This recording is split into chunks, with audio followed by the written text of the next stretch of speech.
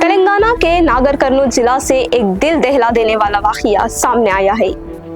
कुम्मेरा मेले में जात पात के मुबैना तनाज़े के बाद 3 माह का एक मासूम बच्चा जान की बाजी हार गया। इतलात के मुताबिक चंद्रकला अपने खानदान के साथ देवता के दर्शन के लिए मेले में मौजूद थी।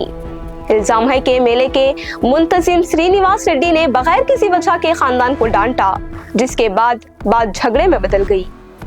इसी दौरान हंगामा हुआ और खानदान के अफराद के साथ मुबैना तौर पर मारपीट की गई। शिकायत में कहा गया है कि अफरा तफरी के दौरान चंद्रकला को लगा कि इन्होंने अपने बच्चे को महफूज तौर पर उठा लिया है, लेकिन इसी झगड़े में बच्चा नीचे गिर गया। वाकये के बाद बच्चा बीमार पड़ गया और 2 दिन बाद इसकी मौत हो गई।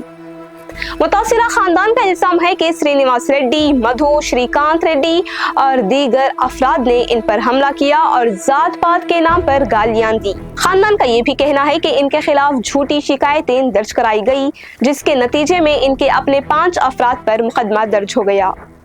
मुतासिरा खानदान ने मामले की गैर जानिबदारी और मुकम्मल जांच का मुतालिबा किया है और कहा है कि इन्हें न सिर्फ जिस्मानी तशद्दुद का सामना करना पड़ा, बल्कि जात पात की बुनियाद पर जिल्लत भी बर्दाश्त करनी पड़ी। पुलिस ने शिकायत दर्ज कर ली है और मामले की मज़ीद तफ्तीश जारी है।